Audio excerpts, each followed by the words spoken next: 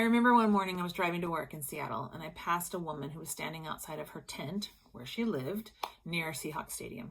And she was sweeping the ground in front of her tent with a little broom. And I had this quiet, strange little thought. Someday, when I lose everything and have to live on the street, I at least can still sweep outside my tent. I can have some dignity.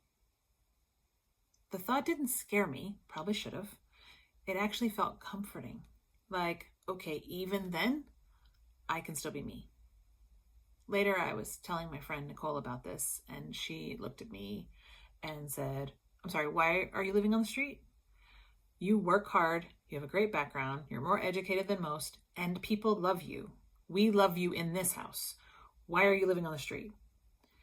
And she said something that stuck with me. That lady's path and journey is not your path.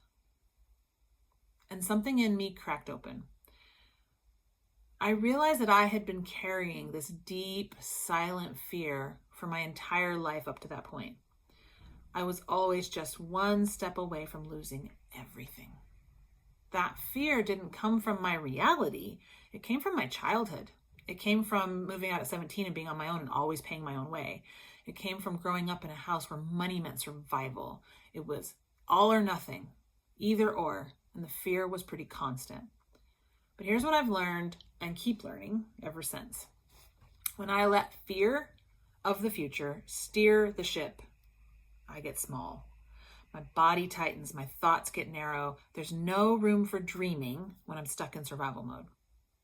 And look, the world isn't easy. People are struggling. Things are uncertain. I don't want to even suggest that I believe in pretending everything's fine when it isn't, because I don't.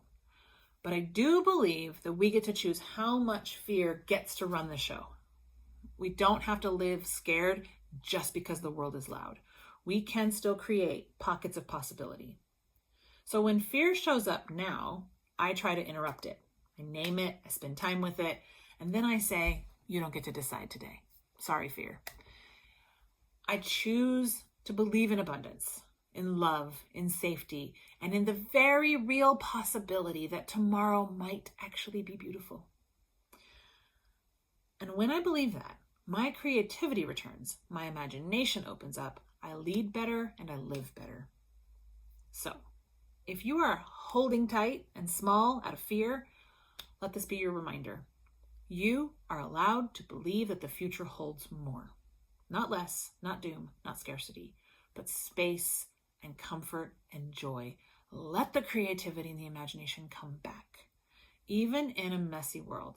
Okay, especially in a messy world, you get to build your life around that, around hope, around dreams.